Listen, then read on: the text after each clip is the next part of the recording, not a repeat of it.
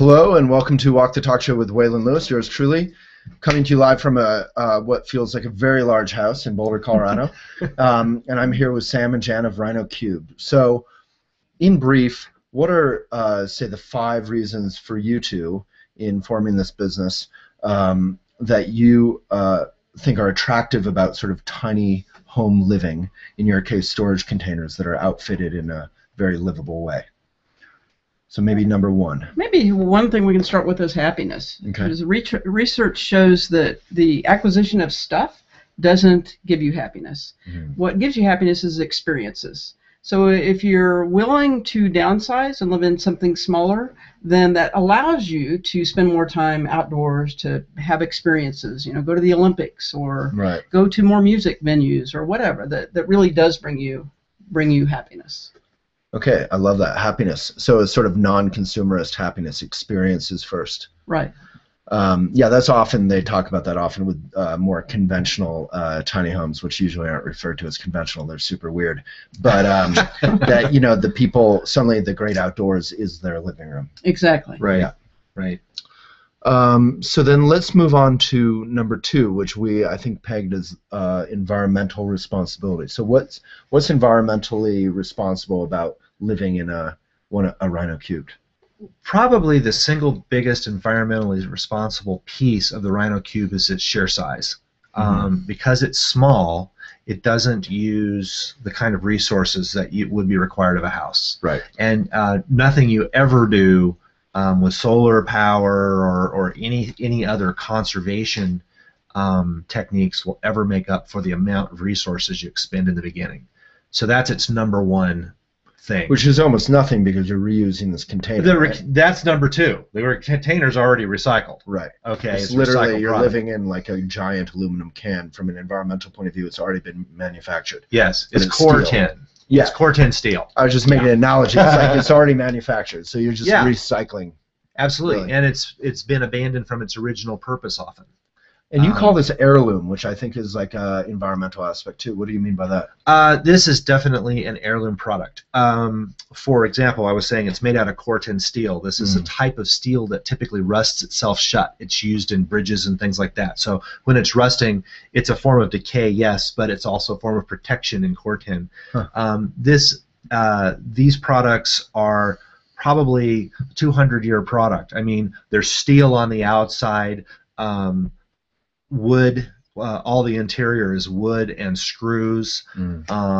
So this is just something that can be passed down, is what I mean, as an heirloom product. It's like a quilt. You could pass it on to your kids. If their situation was funky and they had to move someplace else, they could take it with them. Right. So before we move to number 3, which is the taking it with them thing, durable, as people know but don't think about, I think, enough, is you know, there's nothing eco about buying an eco product and then tossing it. So this thing like lasts forever, which is super eco. You don't have to be fixing it all the time. That's true. Yeah, it's built to last, and you know, it's just the sheer fact that you buy a shipping container means you're buying something that's airtight and watertight. And you can have the compostable toilet and the solar generator and the water collection, all these eco aspects. Absolutely. Yeah. Cool. So number 3 is transportable, which is super attractive to very young people like myself. I'm very young, in case you didn't realize that. So if I want to move to Portland or Madison or wherever, I can just, it's not as easy as an Airstream, like you've Airstreamed around the country, but I can pay $1,000 or whatever, get it on the back of a big old truck and move my entire life. That's right. And home. And this is a question we get from a lot of people. Can they move it? Can we transport it somewhere? And it's these truckers are really easy to use, and they're called shipping containers. Right, exactly. Yes, you can move a shipping container. It's straightforward. They just drag it with a winch right up onto the trailer and strap it down. Right. Or if you want to be very eco, you could put it on your burly bike trailer and that would be if you might need some of your friends to also strap on. Yeah, you need some big calves. So personal finance, this thing is super cheap compared with the conventional mortgage, which is anywhere from $300,000 to $600,000. I don't know. Yeah, the high-end one that we built is $60,000. I think, you know, and research shows that only something like 28% of people who buy a tiny home actually have a mortgage. So it's very, very freeing for many people. You got to feel like an idiot. I mean, apologies to anyone out there if you have a mortgage and a tiny home. How do they even manage that? Well, and one of our goals is to try and help people with their do what they want to do. And so, with that in mind, I mean, one way you can save money is if you're a do-it-yourselfer, is building some of the stuff yourself. And we don't have any problem with that. We're on board with trying to think of a new way of living. I guess the mortgage could be for this. The mortgage could be the land. It could be. Yeah, there's costs, and $60,000 is a lot of money, but it's certainly not $300,000. And you'd be hard pressed to get a condo for $300,000 in Boulder. $300,000. Yeah. So.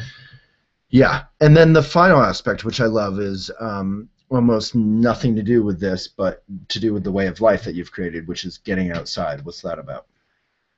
That's kind of our personal philosophy, is that if you have a smaller home, especially one like this that you could literally put anywhere, it enables you to live more on the outside, more in the environment. You can get out in the woods or on the rivers or whatever you want to do to enjoy the environment and enjoy the great outdoors, and you're not holed up cocooning in a larger house. Right. You don't spend all your time like vacuuming your 5,500 square feet or whatever. You just go out and get involved in classical music festivals or whatever. Yeah. Well, we really believe that that's where life is happening, is out. Right. The things that interest us are music and art and hanging out at the Goat.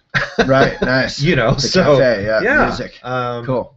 you know. Awesome. Well, Sam, Thank you, Jan, Waylon. Rhino Cubed. Nice Thank you to- so much. Thank you, Waylon.